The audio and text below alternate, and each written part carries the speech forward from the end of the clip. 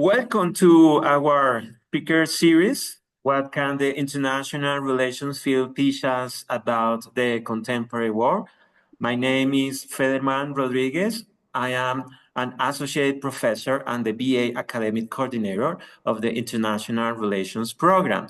I am delighted to be today's moderator for this series, which is designed for scholars, students, and anyone seeking to understand contemporary world affairs from a scholarly yet accessible perspective. Today, we are pleased to welcome Professor Grant Dawson from the School of International Studies at the University of Nottingham, Ningbo campus in China.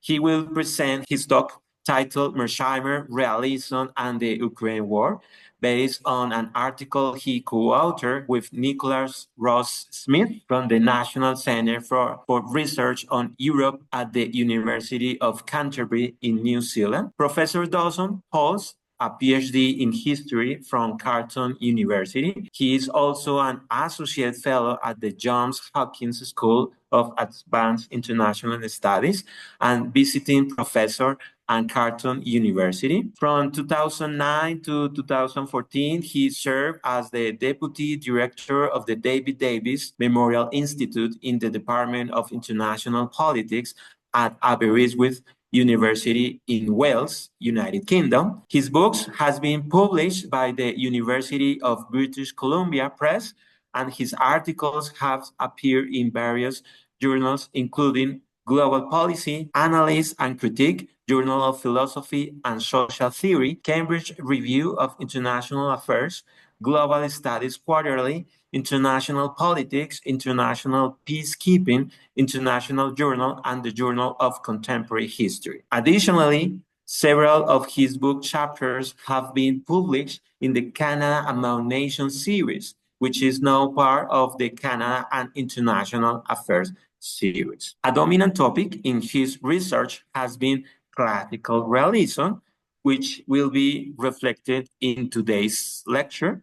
Before handing over to Professor Dawson, I would like to extend a warm welcome to our audience, primarily composed of professors and students from the Faculty of International Political and Urban Studies at the Universidad del Rosario. Professor Dawson, you now have the floor. Thank you very much, Professor Rodriguez. Let me first say that it's a real honor to speak with you and your colleagues and students today. I'm flattered to have this opportunity.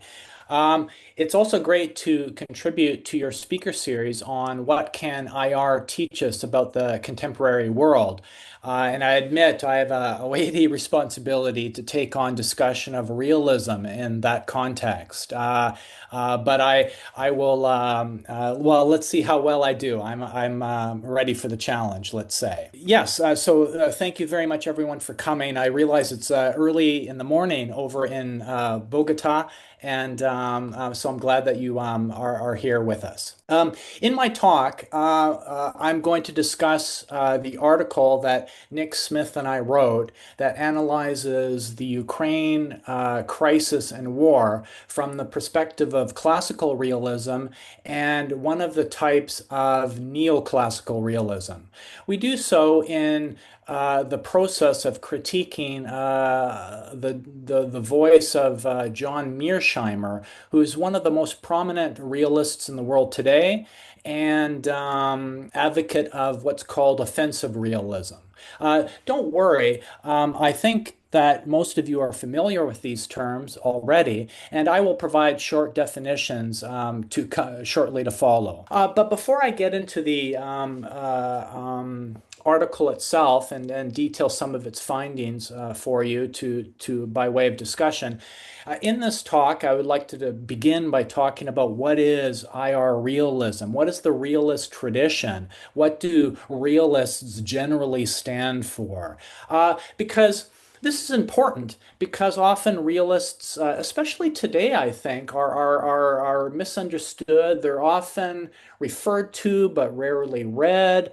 They tend to be oversimplified in order to easily criticize them, and so forth. And a lot of their beliefs have become, I think, obscured or confused along the way. So it's good to start off with a discussion about what is IR realism. Then we'll talk a little bit about the paper that Nick Smith and I wrote, relating it to IR realism, in particular the two schools that I mentioned.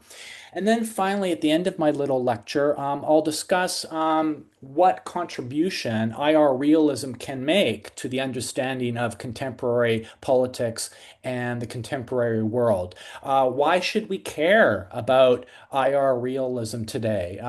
Is it only a very interesting intellectual instrument, or does it have real value in terms of helping us understand and helping us come to grips with the world we have today and the problems it presents? You probably can guess that I think realism is valuable, and indeed I do. According to Michael Joseph Smith, in an often cited book, the foundation of realist thought is that realists claim to accept and understand the world as it really is. Realists believe that the struggle for power is a feature of social life and especially prominent between states interacting in the anarchic international system. States are doomed to a permanent competition for power, often leading to war. The idea that the international state of nature is a state of war is shared by most realists. Realists also have a deep sense of tragedy. They regret that the world is this way. So what I mean is although realists say that all social entities, individuals through to states, are concerned for the struggle for power, this is a feature, a basic feature of social life, the root and essence of politics, you might say. Although they dwell on these themes, these ideas. And it is a little bit grim, I guess you could say. What they're trying to say is that we shouldn't pretend that the world is different when it is not.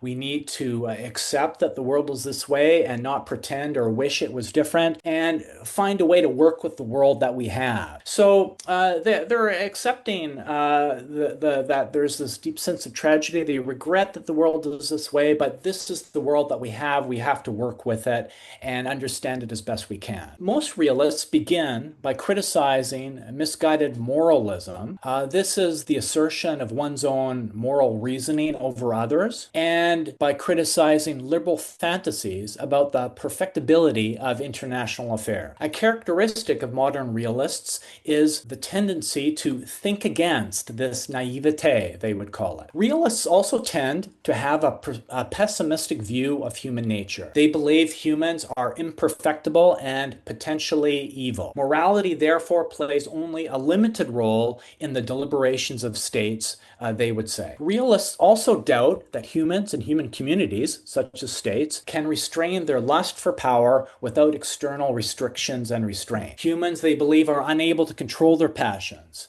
At best, law contains these passions, such as the lust for power. That's an example of a passion. According to Smith again, human reason for most realists is but, quote, a calculating machine driven by the alternate pursuit and avoidance of appetite. Attempts to distinguish classical realism, which, as you know, is centered on human nature, and neo-realism, also called structural realism, which holds that international politics flows from the structure of the state system. This attempt to distinguish these two began in the 1980s. Arguably, we are ill-served by such schemes of classification.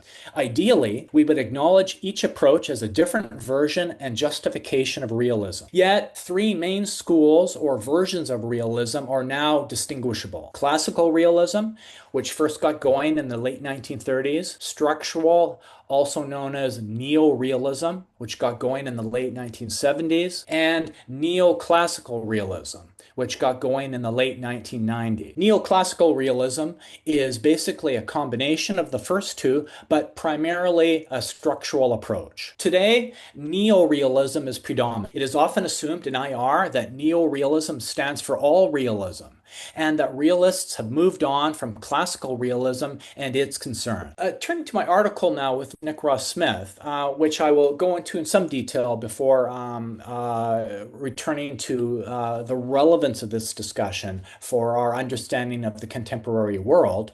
Um, Turning to some of the points from the paper, as just noted, supporters and critics of Russia's invasion of Ukraine have often presented a caricature of realism being more or less just structural realism. But we argue in the paper that classical realism and type 2 neoclassical realism can offer convincing accounts of the Ukraine war by engaging with more ideational and emotional psychological facts. We critique John Mearsheimer, who is probably the most prominent realist today.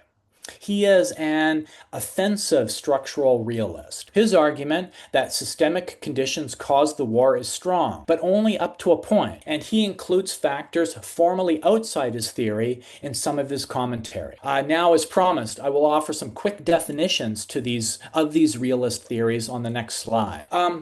I should apologize. I realize I'm getting into a lot of terminology and maybe even technical language here. So if there's some questions that arise because of my discussion, I'm not actually sure if I'll be able to see it if you try to raise your hand or something like that using Zoom. But make a note if you have a question, because at the end of my talk, there'll be time for questions and hopefully good answers from me. And I would love to answer your question if I have confused you. So please, I'm concerned about this, and I want to hear from you if I've created some uncertainty. Okay? Okay. But back to these definitions. Hans J. Morgenthau, who is one of the most prominent classical realists, holds that classical realism, he defines classical realism as basically believing that the political is an innate human impulse, a drive we have, and that politics is an autonomous social sphere involving the struggle for power. Individuals, collections of humans, that is to say, it could be cities or provinces or states, they throw themselves into the social sphere and engage in struggles of wills and resources to be able to determine the values and meanings of things. The thing being the symbolic object of interest that they are struggling over. Foreign policy, he says, is human nature in action on the social plane. Human wills and conscious drives struggling for power to overcome the resistance and ideas and values of the other side and to impose their view ideally on the other. Neoclassical realism is the most recent realist theory. There are three types of neoclassical realism. The first type is a lot like structural realism, actually. The third type is a much more ambitious program where they're seeking to take neoclassical realism away from just being a theory of foreign policy and seeking to develop neoclassical realism as a type of grand theory for international politics. This is an ongoing project. Type 2 classical realism in the middle is the one that's closest and draws on the most from classical realism. So when we talk about neoclassical realism being a little bit of a combination of classical realism and structural realism, we especially mean the type 2 variety of it. Under the type 2 variety of neoclassical realism, this is where it's argued that international system stimuli are mediated by domestic level intervening variables, such as regime type, for example, or civilizational discourse, as we will discuss in the case of Russia. These influence the systemic stimuli and can create foreign policy behavior and outcomes that are different from what we would expect if systemic stimuli was truly absolutely dominant. And finally, the other thing I mentioned was John Mearsheimer's approach. This is called offensive structural realism. Offensive structural realism is also known as offensive neorealism. Once again, structural realism and neorealism are synonymous. They're the same thing. Offensive structural realism holds that the anarchic nature of the international system is responsible for states having to assume the worst over others' intentions and for promoting opportunistic power maximizing behavior on the part of state. This is as opposed to more defensive security maximizing behavior that the defensive realism branch of structural realism predict. There's lots of other differences about classical realism, neoclassical realism, and structural realism. The major distinction is neoclassical realism and structural realism are largely well, exclusively in the case of structural realism, they emphasize the structure of the state system. The big difference is that classical realism emphasizes human nature. But in addition, classical realism seeks to doesn't seek to be a predictive approach. It seeks to try to provide prescriptions for policymakers and foreign policy leaders about how to do foreign policy better, how to handle a given situation a bit more wisely. It's very practice orientated. It tries to be practical, classical realism. And it seeks to provide advice, wisdom, if you will, to leaders and policymakers. It's sometimes half jokingly called wisdom literature. Structural realism and neoclassical realism are rather different. Both of these approaches are strongly influenced by structuralist theory and seek to actually predict international political behavior. There's a belief that these approaches can isolate causal factors, certain variables, and come up with more durable, law-like understandings of international politics.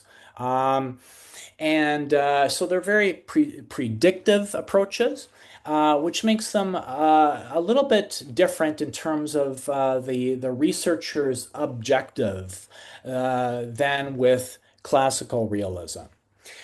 Classical realism emphasizes history. It emphasizes contingency and agency, and it advocates on the part of the scholar a little bit of modesty and humbleness. You know, you can't know the political question completely.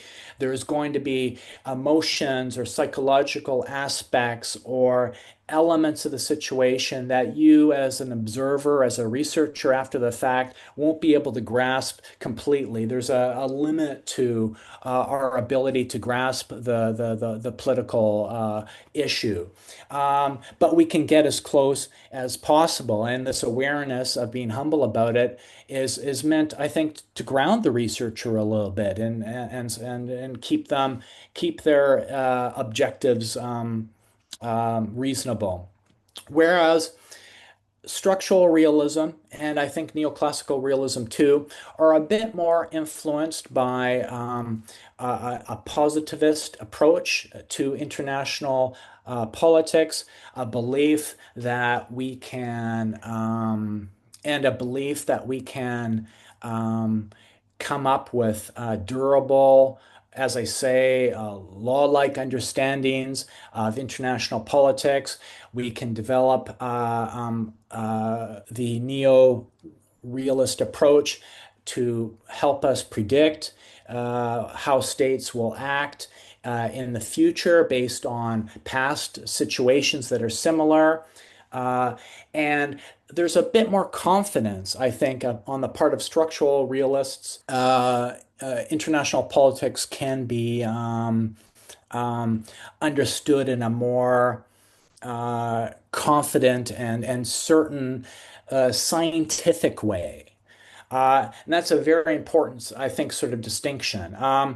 The emphasis that the structural realists have, it stresses, as I say, causation, um, prediction, uh, rationality. The assumption is that the states are rational acting units, interest maximizing units.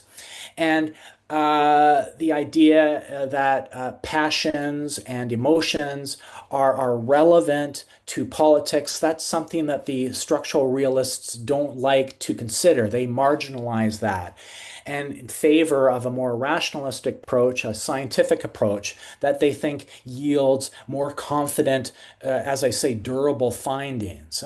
So a very different sort of project. But one of the things we say is that although Mearsheimer is the most famous and prominent offensive realist, when it comes to a lot of his commentary, he tends to allow a lot of the factors that classical realists and neoclassical realists discuss. He brings these into his commentary because his structuralist approach isn't sufficient to explain the crisis or the war in detail. Okay, that was a little bit of a digression into the various types of realist theory, but I think useful. Hopefully, some of it is familiar to you already, and hopefully, I've added a little bit to your knowledge to build on that in your future study. Now, in terms of structural realism, it is fair to say that the structural realist points about the changing power structure in Eastern Europe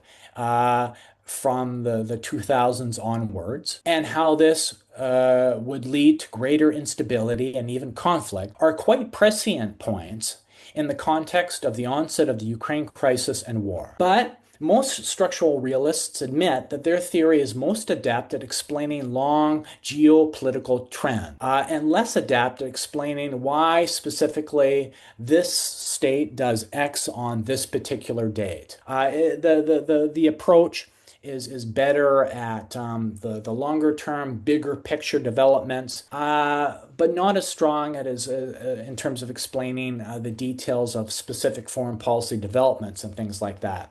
Whereas classical realism and neoclassical realism are stronger in this respect. And this is one of the reasons why Mearsheimer, in a lot of his commentary, tends to draw on insights and remarks and variables that are more in tune with classical realism and neoclassical realism.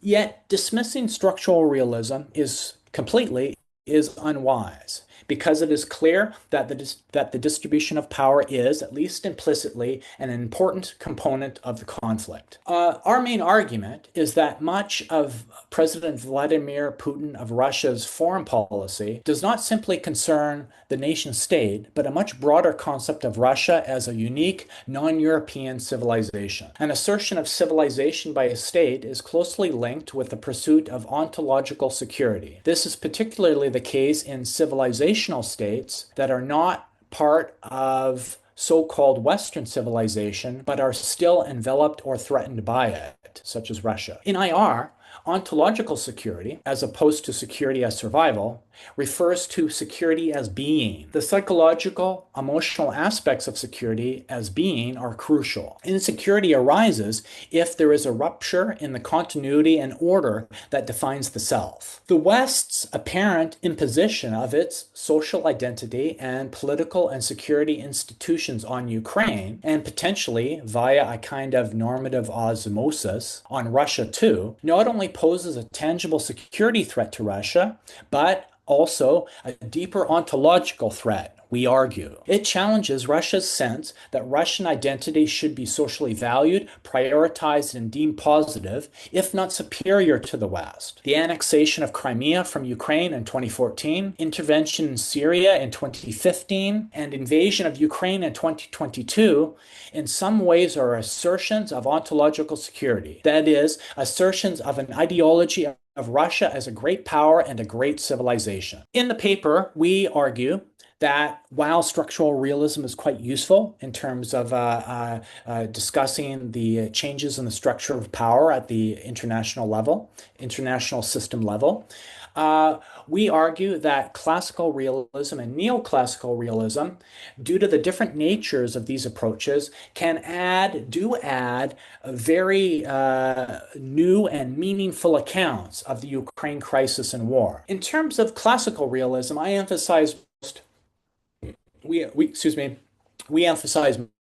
most Hans J. Morgenthal's classical realism. He's one of the leaders, the most prominent figure, I think, probably in classical realism. Not the only classical realist.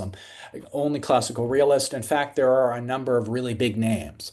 But according to Morgenthau, as I said, politics is conceived as the struggle for power. This is not limited, however, to material resources such as the state's army or economy. It also involves contest over the determination of the social values and meanings at issue and the fulfillment of the community's collective will and emotional needs in the process to see their values and ideals validated. For example, in the Ukraine war, we saw this with competing remarks made by the United States and Russia.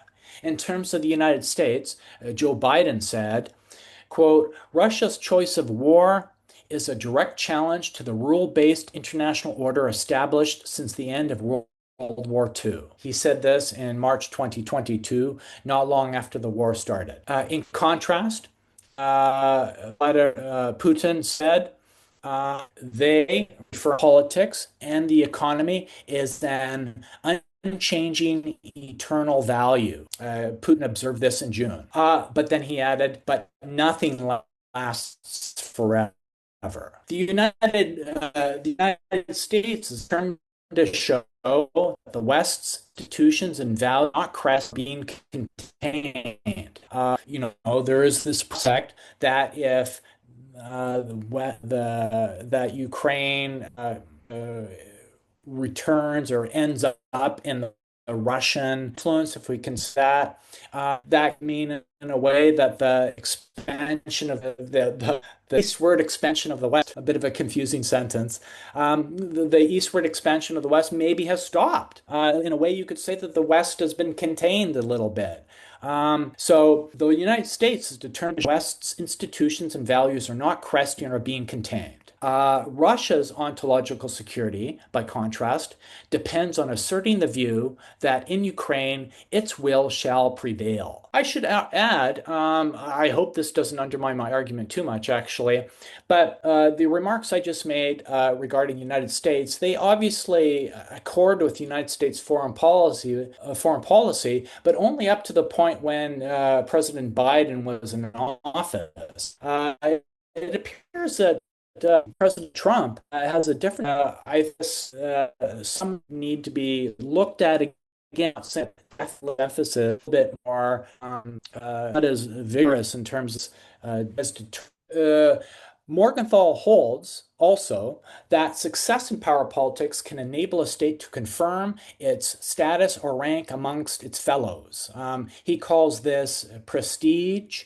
In the higher literature these days, this is more often called status. As foreign policy, prestige affirms reputation for power, but its strong emotional pull can be pursued and abused for its own sake. In short, for the pleasure it brings leader and vicariously publics. So, it is not just Ukraine over which Russia and the United States and EU are struggling. Rather, Morgenthau would say that their battle of wills is directly linked to the righteous satisfaction they expect to feel. Some neoclassics include the regional distribution of power as a type of systemic stimuli. More greater global power trends. Their understandings shows powerlessness. To this end, uh, we can, in terms of region distribution, Ukraine as part of its sphere of privileged interest as a vital and unmalleable foreign policy goal. And after initial more peaceful and increasingly assertive efforts failed to achieve this, war became for Putin a rational option. At the heart of the identity perceptions nexus that we've been talking about here is, as noted, ontological security. And in this case, it is Russia's desire to confirm and reinforce their conception of ontology, Russia as a great power, as a great civilization. The identity discourses associated with its civilizational turn are important because they have worked to narrow the options available to Russia in responding to the changing geopolitical situation, the advance of the West eastward, engulfing more and more former Warsaw Pact countries, for example. This can help explain why Russia has been stuck on a kind of path dependence of enduring great power status with a civilizational turn and unable to view the EU and NATO as anything other than opponents and competitors as regards to Ukraine.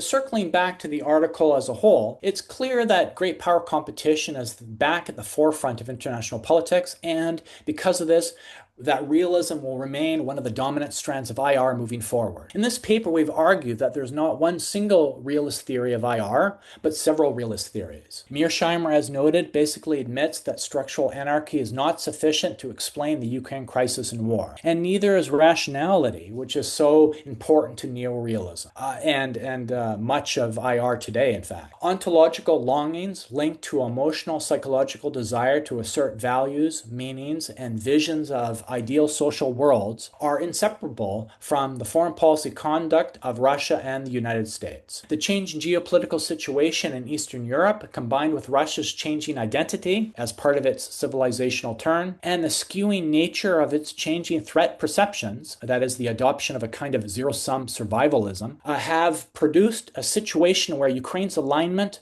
was elevated to an existential national interest for Moscow.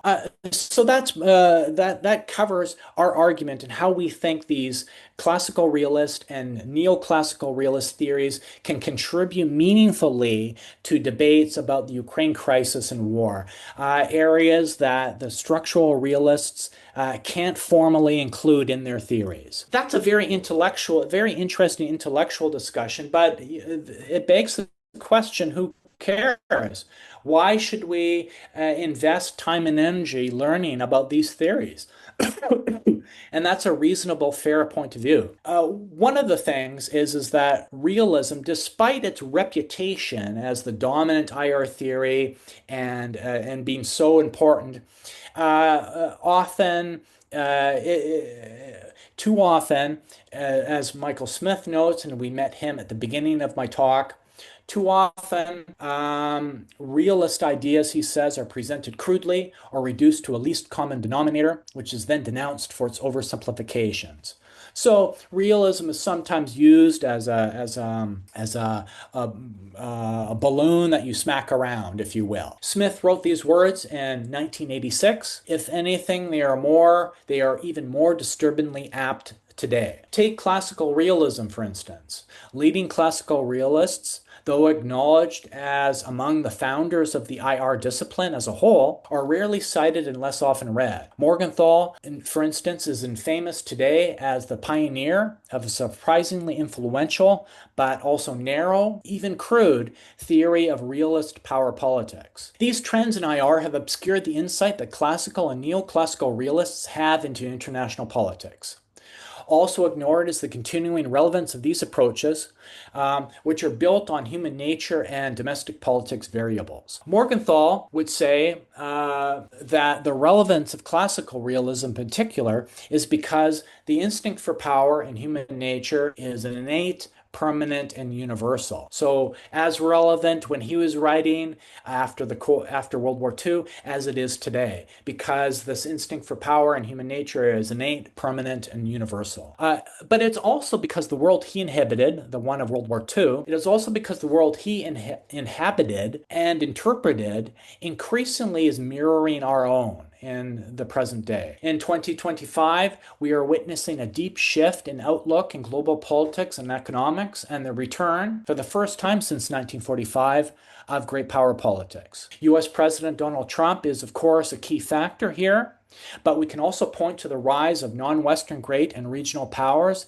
and the erosion of the US-led world order as factors not directly attributable to Trump. In fact, after World War II, a liberal rationalist approach to international affairs took charge. This mode of international affairs, the tenets being open markets and free trade, international laws, arbitration, norms, and organizations, and rationality, was intended to tame the passions of politics, but now seems to have been unable to do so. International pillars, such as NATO and the UN, and long-held understandings, such as the Euro-American Partnership, the Canada-US partnership, and the norm against conquest are being challenged. People, therefore, are looking for ways to make sense of this situation. Constructivism and liberal IR are part of the solution, but also implicated, I would argue, in the crumbling of the liberal rationalist mode. There is a need for knowledge such as that IR realism provides. Realists, but we believe, Nick and I, that realism can help us understand the contemporary world as it really is. This basic realist drive to understand the world not as we wish, not as we want. We prefer rationalism. We prefer moderate progress towards more rule-bound international activity. We would all prefer that, but if that's not the world that we have to deal with, then we should, if we believe in realism, try to understand the world, the contemporary world as it really is. And I think that basic ambition of realism is as applicable and profound even today. Realism asks some important questions. It identifies some crucial tendencies and lasting problems and presents a clear, albeit grim, vision of international politics. Judging by the debates in scholarly journals, these ideas persist and remain important. Given this enduring relevance, careful study of IR realism, Nick and I would argue, including its development, lessons, and inconsistencies, it remains worthwhile and even necessary. Thank you very much. Thank you so much, Professor Dawson.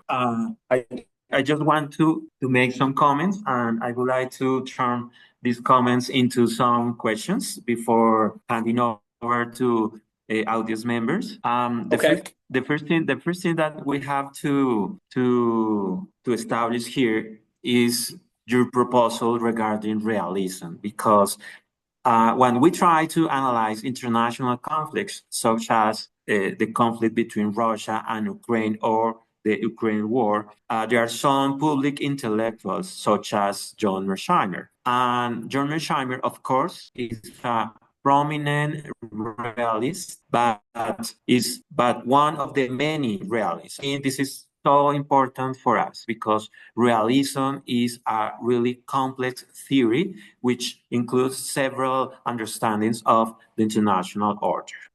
The second thing that we have to capture from your presentation is there are some key concepts: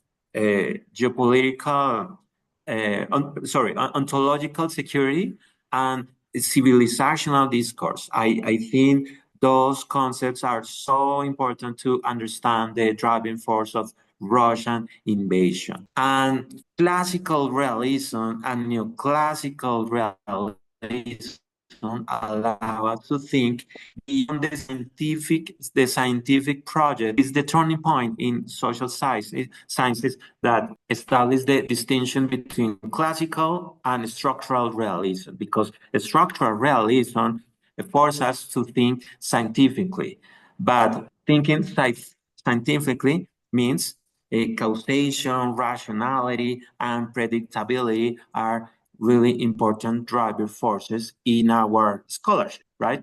So Mhm. we need to embrace ideational, institutional, of course, geopolitical factors in our analysis in order to understand the Ukraine war. So thank you so much for this uh, presentation. And I think my first question, you cover a little bit, but I would like to dig in this topic because the most obvious question is regarding what extent has Russia's ontological security changed with Donald Trump, right? Because it's so different to talk about this war before and after uh, the transition in the White House. Because here, as you mentioned, there is a different understanding of American grand strategy and the international order. So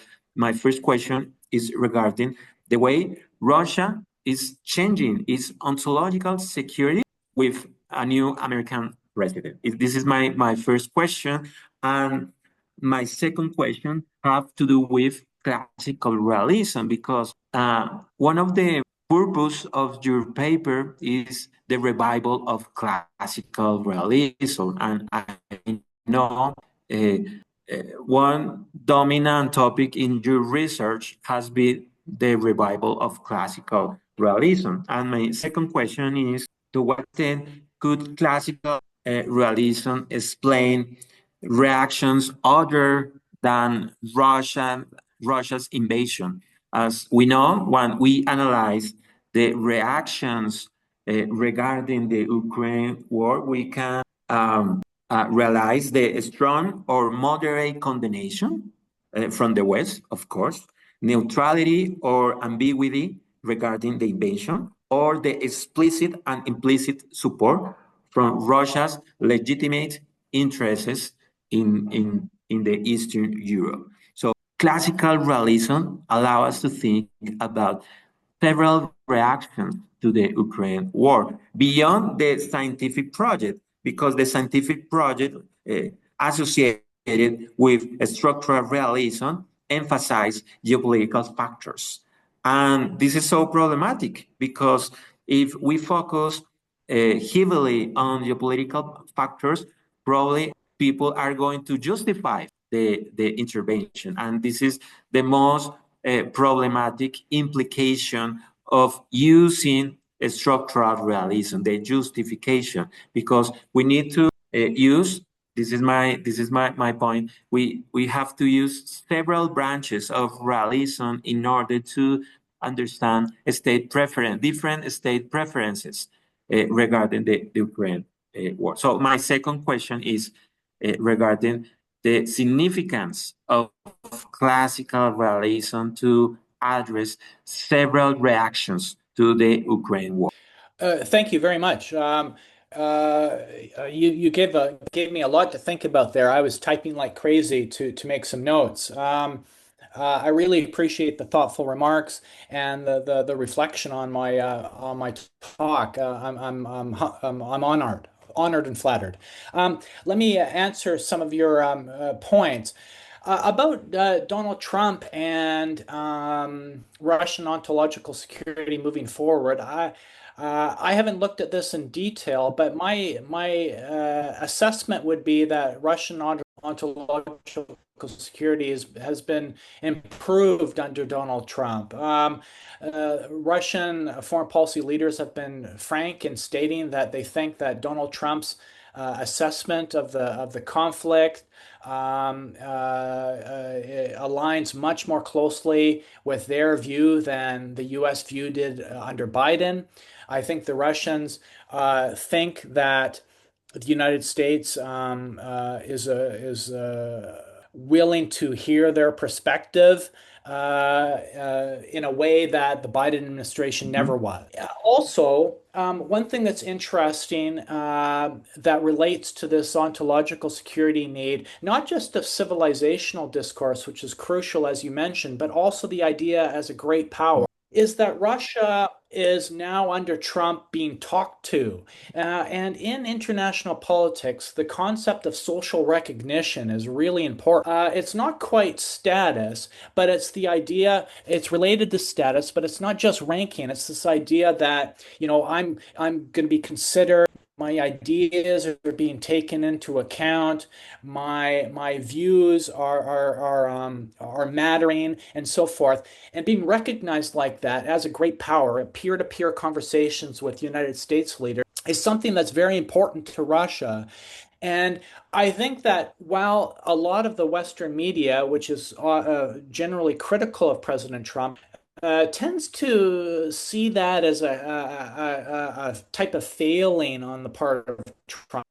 It could be a strategy of Trump to moderate Russian drives for conquest in Ukraine, to give Russia something of what it wants in terms of social recognition, so that it will be more amenable to peaceful dialogue and a long-term ceasefire in Ukraine. So I think whether that is true or not, because I think also that President Putin of Russia is really laser focused on his goals. That is to say, of Ukrainian neutrality, no NATO in Ukraine, controls over the size of the Ukrainian army, and now long-term control over significant sections of Ukrainian territory. I'm not sure that it's going to be very easy to budge Russia from those demands. But I think if the question was, is Russia's ontological security been affected by Donald Trump taking power again? And I would say yes, it has been in a positive way. I think that their ontological security concerns have been reduced so much by Trump's foreign policy behavior. A third point about Trump is that it's quite interesting. Another scholar named Michael Kimmage wrote a book um, during the last year or so of the first Trump administration about the decline of the West. What is the concept of the West? And he described Trump as the first non-Western leader of the United States, which is quite an interesting concept, isn't it? He's more of an ethno-nationalist, transactional sort of leader, a totally different framework about what is foreign policy, United States foreign policy, that just isn't the established framework. And since he's not really a Western leader in terms of the traditions that Western leaders have normally followed in the United States, um, I think that I think is much more on the same page as a leader like Vladimir Putin, and I think the Russians are probably recognizing that very well and are very pleased. So, in this respect, I think Russia's ontological security has been improved. But I would caution that I'm not sure that Russia's war aims have been moderated very much. Your other question was about the revival of classical realism. What other sorts of actions or relevance can we point to for the Russian then besides the Russian invasion? I don't want to take too much time here. In some of my own research, I've talked about one of the things that's interesting about classical real politics as not being fundamentally different between these two spheres, although there are differences, of course. But so therefore, we can actually use classical realists' understandings of the struggle for power between social entities and apply it to the sub-state level. So, for example, you might find this surprising, but there probably are, like, for example, in my own research, I recently published a classical realist analysis of the struggle for power between Canadian provinces. Uh, and and this is one example of how classical realism can be applied to other problems. Classical realism, I think, is also a malleable framework. It can be bonded with other more contemporary IR theories to explain different problems. For example, when I discussed the Canadian provinces, I was using classical realism and practice theory. In another paper, I examined status conflict using classical realism, but not just status conflict not between great powers, but small power status conflict. I argued that according to classical realism, since all social entities long for power and for the ability to assert their values and principles over regarding the symbolic object over the other, that if that's something that's an inherent human nature characteristic, then it isn't something that is confined or limited only to states, but is also applicable to smaller collective units such as provinces or cities even.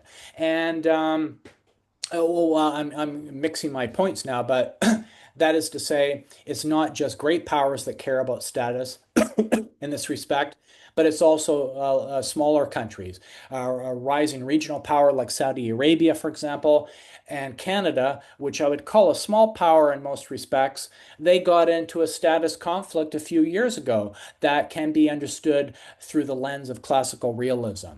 So, in short, I think classical realism is a flexible framework. It can be used along with other theories, and it can be used to understand domestic or sub-state aspiration for power, as well as struggles for power between non-great powers.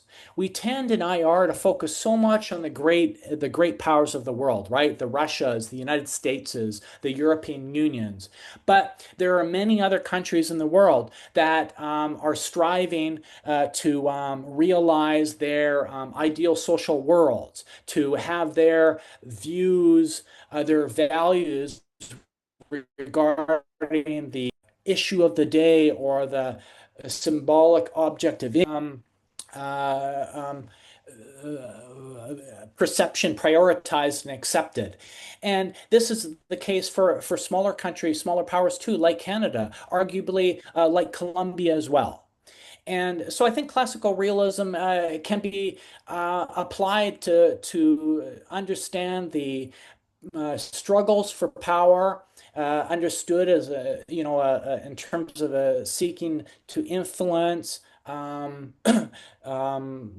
gain influence over the wills and minds and actions of others. That isn't just by great powers, but by smaller powers as well.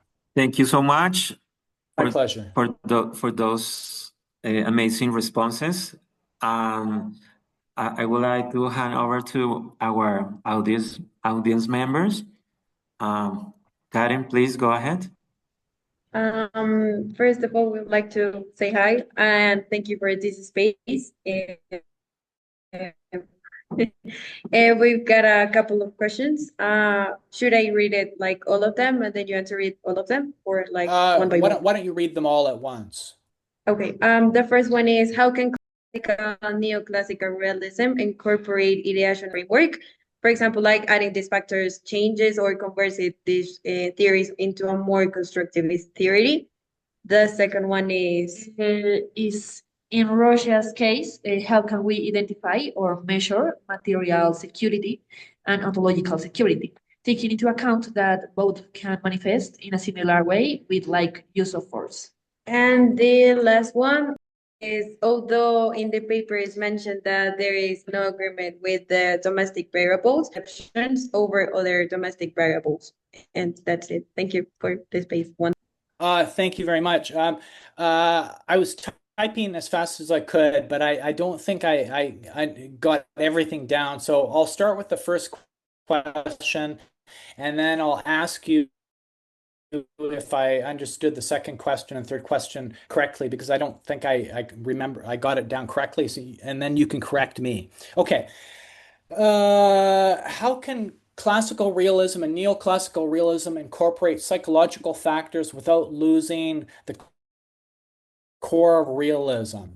Well, that's a very interesting question. I'm more versed on classical realism, and I is it's very open to ideas and social constructions and uh, um, and forces that we can't see, but that we believe are there, such as morality and emotions and things like that, as well as incorporating the thing that's distinct from, makes it distinct from constructivism, which is to say, substantive discussions of the struggle for power, substantive discussions of power.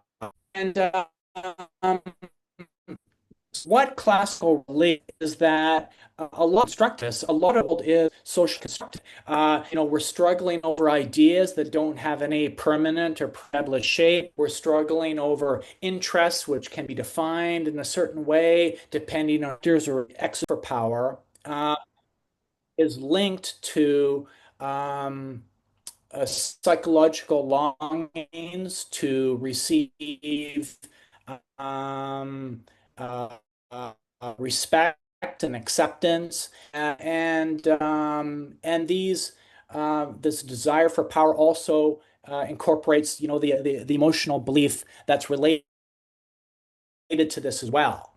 So. Um, that is how I would explain it. I hope that helps a little bit. Yeah, Perfect. it helps a lot. Should we Okay, read great. again the second one or like Yes, please. Yes, please. a In Russia's case, how can we identify or measure material security and ontological security, taking into account that both can manifest in a similar way with like use of force? Okay. How can, in Russia's case, we identify and measure ontological security and material security? yes, Is that, is that what you said? Okay, and yes. okay. Okay, material security. Well, that's a good question also. In terms of measuring ontological security, this is something that we could get at through what the leaders say and how they behave. Ontological security isn't something that can be pinned down specifically in terms of a type of number or quantity or weight or anything like that. But in terms of measuring the degree or extent to which an entity is longing for ontological security and the extent to which that social entity has received a measure of reassurance, we can gauge that by what they say and how they act. I think these are the primary means of accessing that sort of knowledge. In terms of material security, I think that that's a little bit of an easier question to answer in the sense that material security issues are normally um, related to military forces and economic strength and technological capabilities. I see material security in a more traditional light. Is that what you mean? Yeah. Yes. Okay. Yeah. So that's how I would measure it. So in the case of Russia, you would look at the ability of its economy to continue to survive, even thrive, despite extensive Western-led sanctions against Russia. The ability of the Russian economy and military technological base to compete with Western technology because it's a very high-tech war in Ukraine. You have to actually seek to understand the other side's technology in order to break it down and so forth.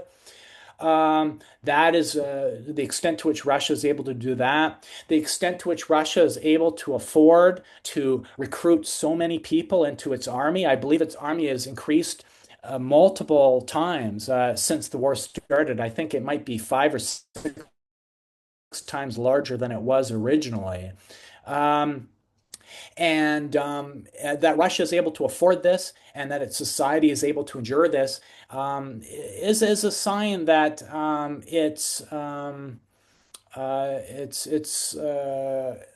it's able to bring to bear the resources needed to maintain its security moving forward.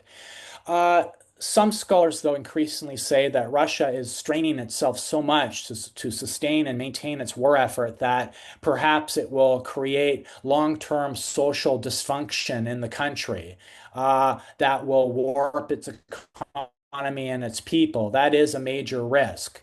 But for the time being, they appear to be able to resist the combined sanctions and diplomatic isolation power of the West, the combined technical and military power of the West, and a lot of the financial economic power of the West. So it's a very significant contest that's going on in Russia right now, in Russia versus the Ukraine right now, and at this present time, Russia seems to be able to do well. What's your third question? Thank you for your second response. The third one is, although in the paper is mentioned that there is like no agreement with the domestic variables that we should include, why should we consider identity or perceptions over other domestic variables? Like, why do you Okay. think is that? Why identity and what's the other one? Perception. Oh, yes. Okay. Right. Well, we thought identity and perception fit well in this case, but because it accorded with the Russian domestic political narratives that we thought were so definitive in terms of Russian foreign policy outwards, and with specific respect to Ukraine.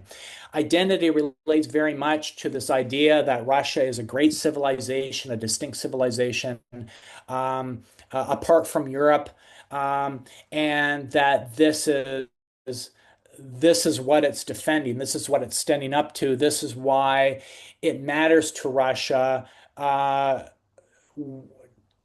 to Russia which sphere Ukraine is in. And so we thought, in terms of this discussion about the Russian discourse about its civilization and its great power standing, that its identity was a key concept that engaged all of these debates. In terms of perception, I think we didn't really theorize the concept of perception in great detail, I don't think. We were using it more as a type of a sort of an epistemological instrument, if you will. Are you familiar with that term? Epistemology is this idea about how we access knowledge. Okay. So I think that we were talking about how, Russia, how do we access this idea that Russia is concerned about its civilizational greatness and its great power standing and so forth? How do we access that sort of belief? And how does Russia make this evident? And we thought that the concept of, talking about the perception of Russia and then our perception of what Russia perceives and understands is a way to describe this type of data, this type of behavior.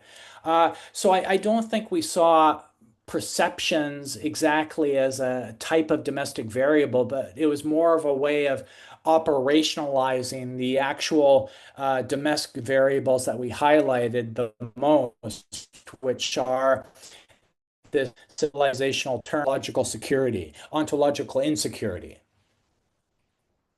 Does that help? Yes, that Yes. helps a lot. Thank you so Thanks a much. lot. Very tough questions. Yes, yes, yes, it is. Catalina, Yeah. please go ahead. Hi. First of all, I wanted to thank you for this space, and I have two different questions. The first one is a little bit long, so Okay. yeah. So you argue that classical realism, unlike structural realism, can incorporate both psychological and emotional variables, right? Such as ontological security, civilizational identity, etc., to explain foreign policy and decision making and all of this. So, given this, do you believe that classical realism could be reframed, so to say, not just as a normative or historical tradition, but as a robust operational analytical framework for contemporary foreign policy analysis? And if so, what would such a framework look like in practice? How would it methodologically distinguish itself from, for example, type 2 neoclassical realism, which also allows for ideational Mhm. variables? That is the first question. Let me answer that. What's Let me answer yeah. that one first, just because it's very complicated, and I Yeah. don't think I could keep in my mind two questions. I think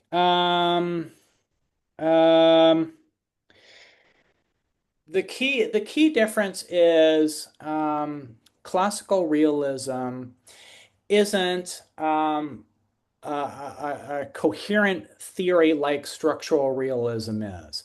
It is more of a theoretical approach that identifies continuities, certain enduring consistencies, uh, and it encourages the researcher to look at history and agency and contingency, and to seek to understand what the policymakers are going through and what they're trying to achieve, what sort of problems they might have moving forward. So, as I say, it emphasizes human nature, the struggle for power, and it it the approach when it goes into more detail talks about how the struggle for power, it has on one hand an idea that the basic thing that social entities want is to survive, and then on the other hand they want to see themselves stand amongst their fellows. So this is this idea of prestige. And uh, in between, there is a lot of variation. So one of the things that classical realism talks about is this idea that, okay, human nature, the foundation of human nature is this idea that humans struggle for power. They can't be satisfied with respect and disregard.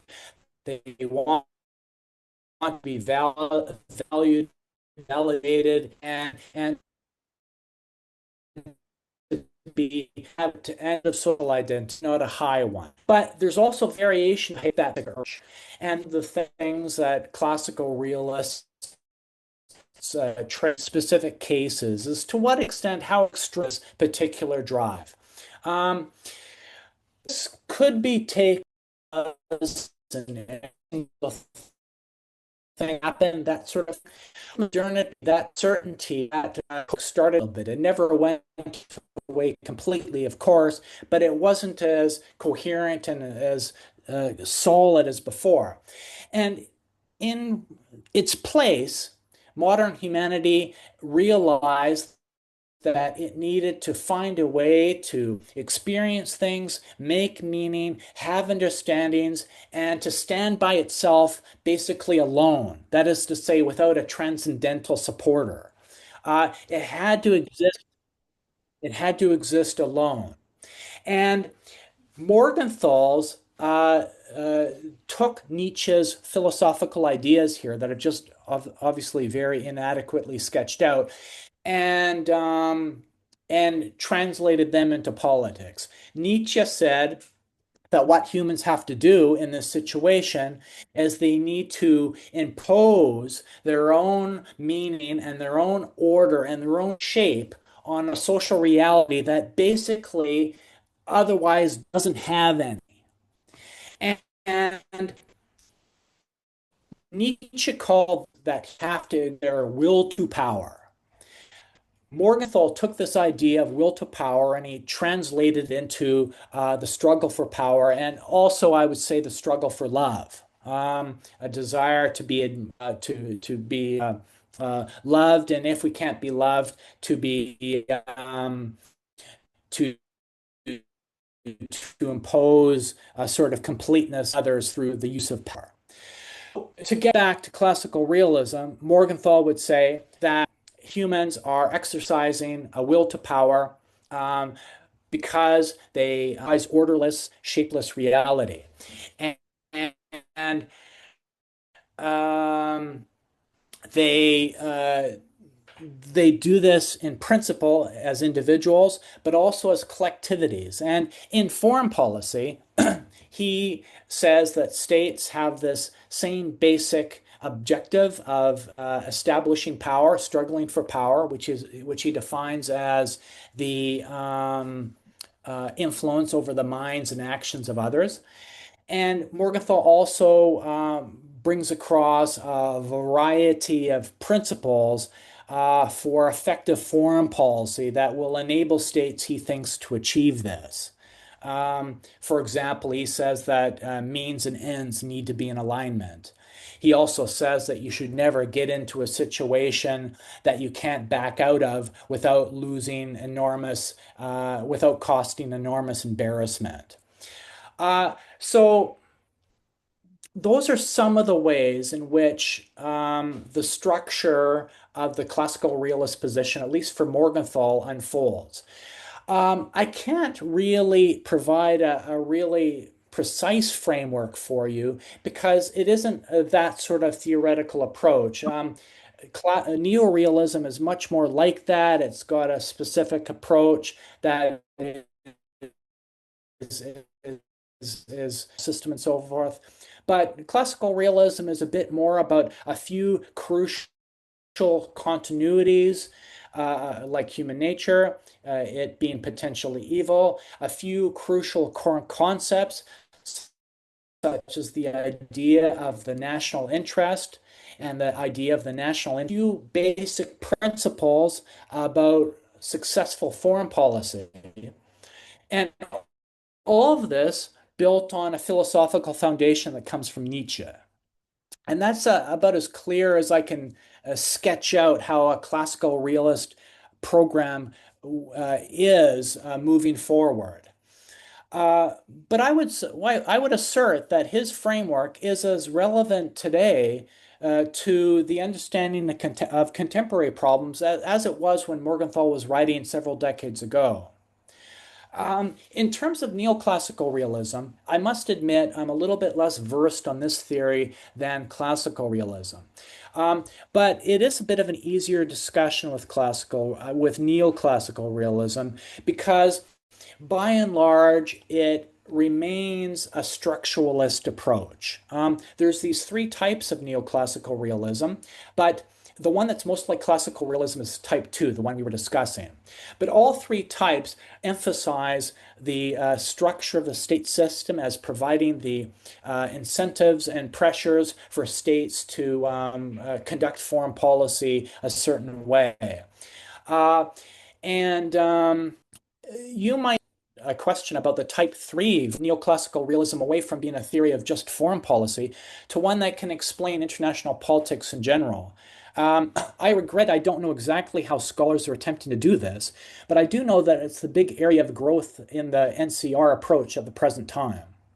I should probably stop there because I've been talking for too long. What is your second question?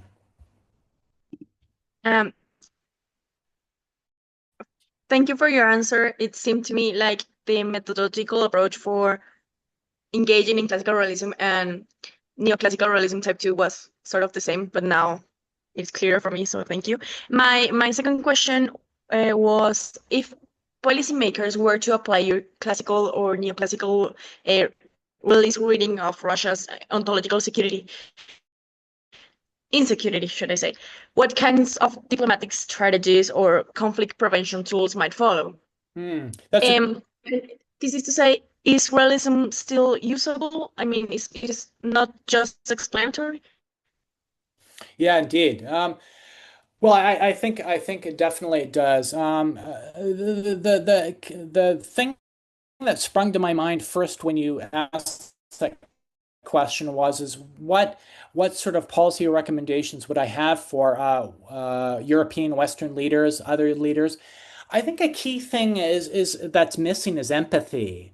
Um, I think that Western leaders just aren't interested in Russia's concerns about its ontology. They just aren't interested in what Russia is trying to say about its civilization.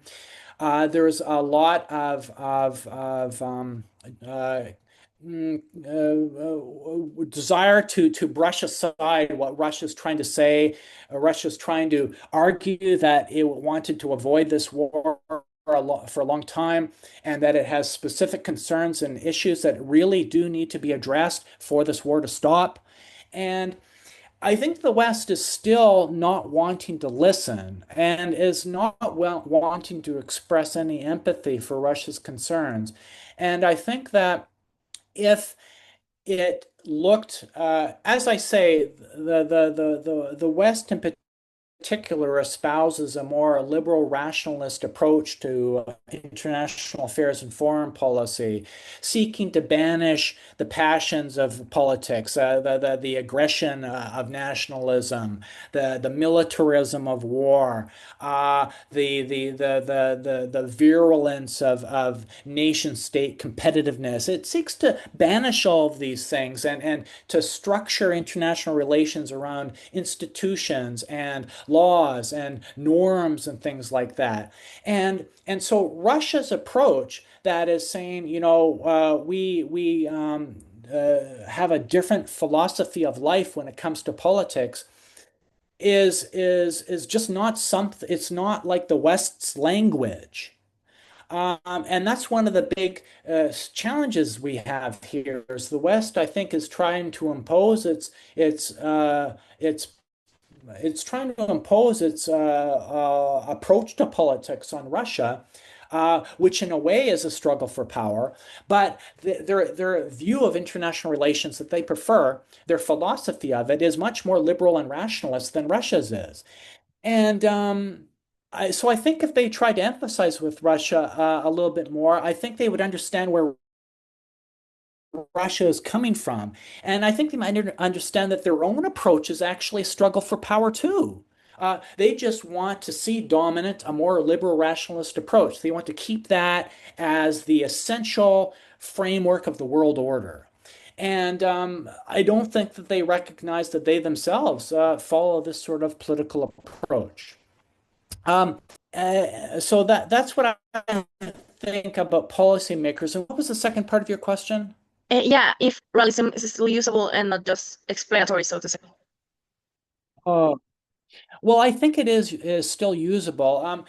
I think most realists would argue that the as I've been saying, the West is seeking ways to maintain its world order, its leadership over the world.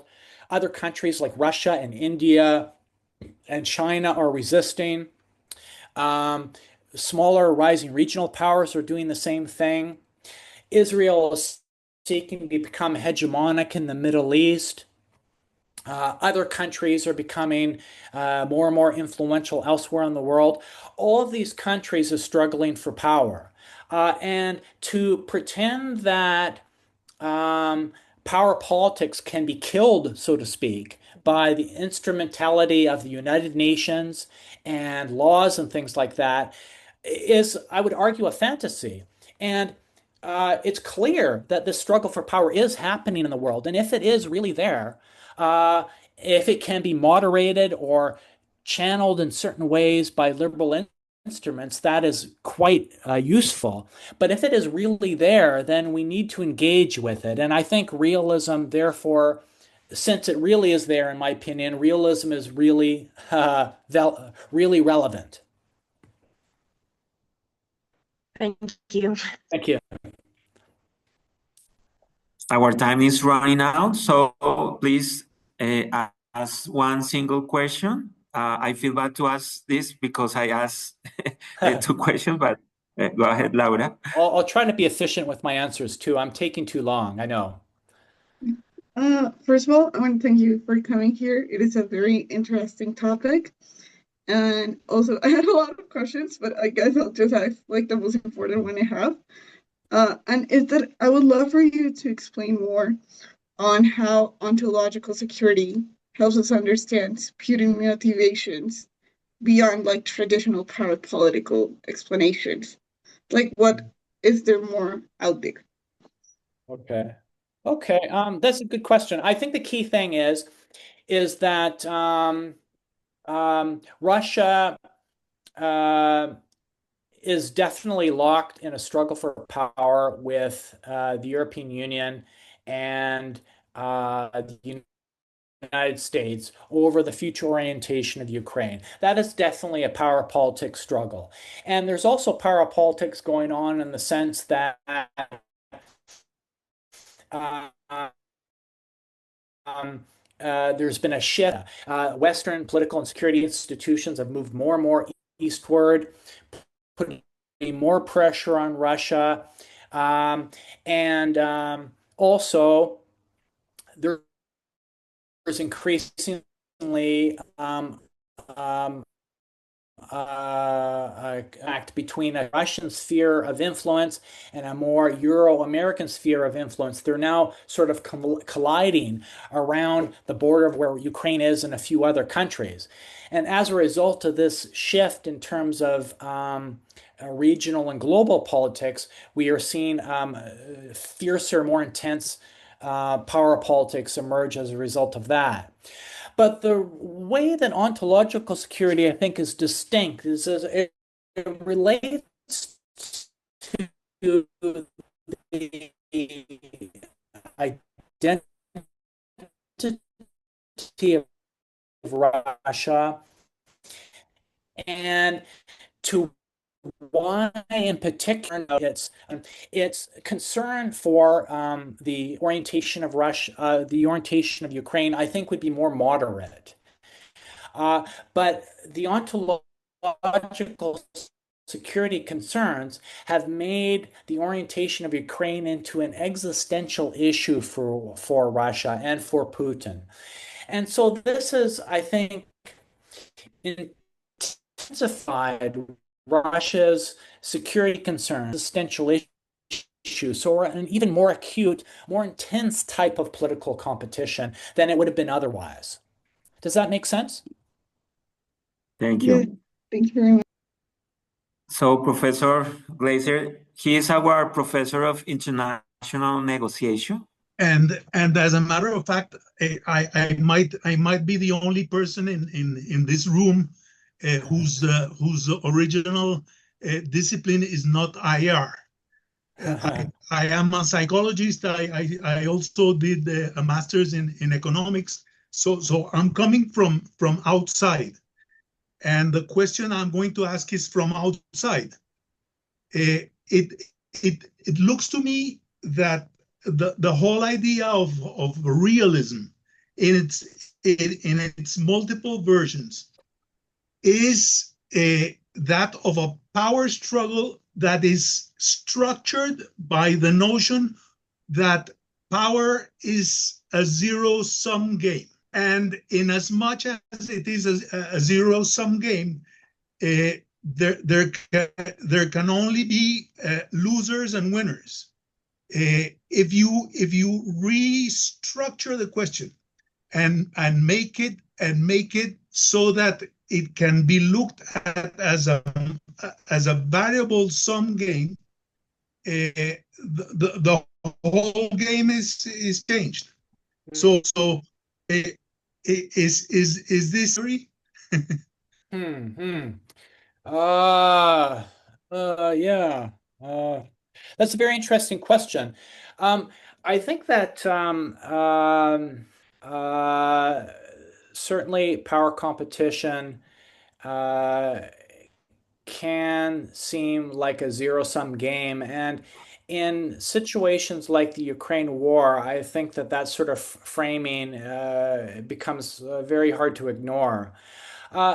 It's useful to note, though, that at least in the IR discipline, there are other concepts of power that broaden the understanding of power and are much more, much less like a zero-sum framework. There's the soft power concept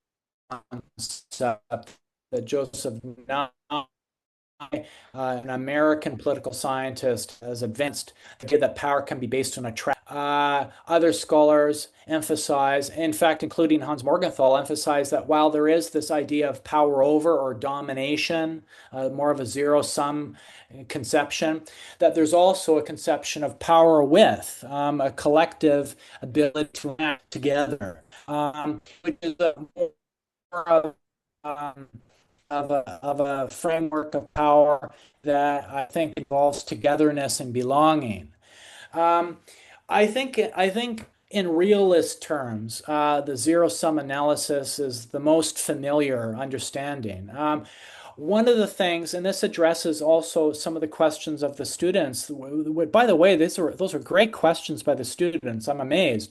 But some of the students were talking about, the relevance of classical realism, and classical realism does have different understandings of power than just domination. There's also the understanding that power can be a collective enactment together and so forth.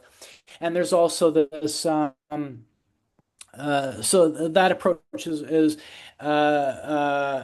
relevant to, because along with the classical realist approach to power, which isn't always about domination, there are other concepts in IR that are more about belonging and collective togetherness and things like that, in which power is there, it is used, but it's the ultimate goal is not to win or lose. I'm thinking of, for example, research on the concept of trust, which is more about how do two sides come to terms in a negotiation where they can rely on each other without fearing that they will be betrayed.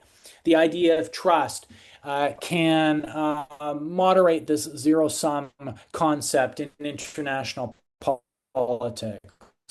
The idea of but for the most part, I think in realism, the zero sum concept is particularly important.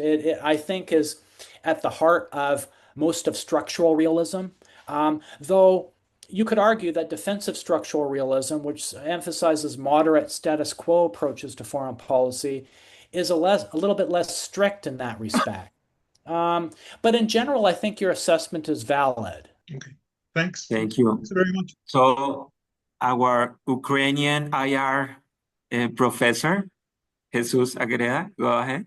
Well, thank you very much, Federman. Thank you very much, Dr. Dawson, Professor Dawson.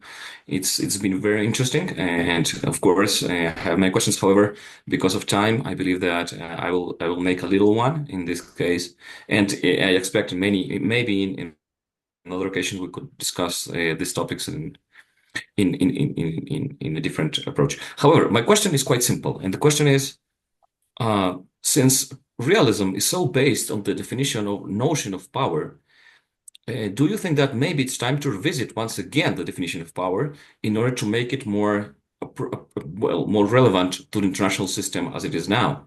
Of course, as you mentioned, Professor Nye did that, and he developed the idea of soft power and smart power and so on.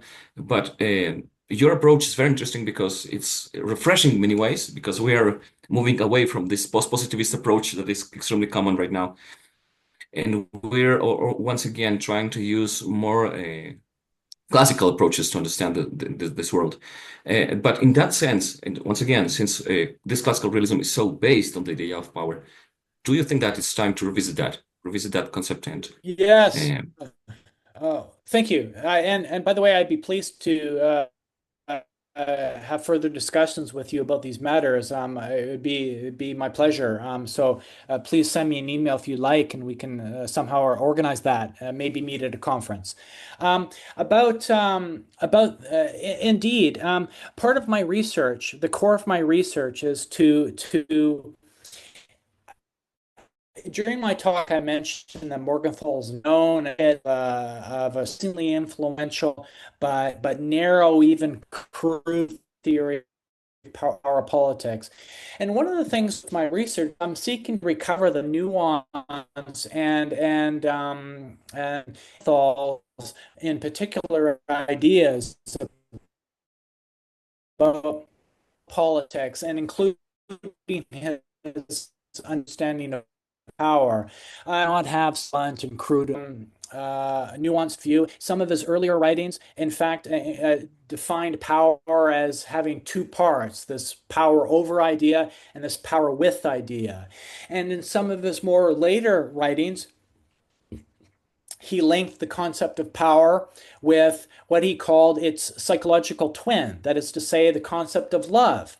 And he said that both of them are crucial to our understanding of the psychological and emotional drives behind why humans engage in politics, which is to say that in both cases, the social entity, be it the individual up to the state, what they want is a type of a sense of completeness, of perfection, of unity, if you will, and that they ideally would have this through power, through imagination, through admiration, acceptance, high status, things like that. But if they can't get it through love, through concepts of belonging and togetherness, if you will, if they can't get it that way, Morgenthau said, well, they will try to impose the sense of belonging and togetherness through the instrument of power. And so I'm trying to recover some of these really relevant to understanding why social entities engage in politics. What I'm trying to say is that we don't have to see international affairs as being about going into the international anarchy and seeking to oppose our will on the other. Rather, perhaps what politics is being sufficient, being complete. And so I'm trying to change the concept of politics and how power works in that respect. I think Morgenthau has very different ideas about it. And I quite agree with you that the idea of power ought to be critiqued and challenged more. There is a whole literature on power. The literature partly discusses, the multiple faces of power. I think there's at least three, and then there's, I think, a fourth and even a fifth. People keep adding them. But multiple versions of power, and of course, Nye's concept of soft power is a major part of that debate. I think this discussion is ongoing, and I agree with you. It's very important. Okay, great. Laura, do you want to add something else? No, I'm sorry. I think I left Okay. my hand up Okay, by thank accident. you. Thank you, everyone. I think students asked terrific questions and professors as well. And thank you so much. We have a lot of things to think about the borders of realism, how can measure ontological security, the significance of domestic factors when we analyze foreign policy, the distinction between classical realism and neoclassical realism. And of course, I asked if realism is stuck with this concept of zero-sum game, and we need to define power, especially for those studying and researching from a realist point of view. Those questions and the responses provided by Professor Dawson were amazing. Thank you so much for attending this speaking series. And that's all. Thank you. Thank you very much. I had a great time. I appreciate your attention, and the wonderful questions were great as well. Thank you again.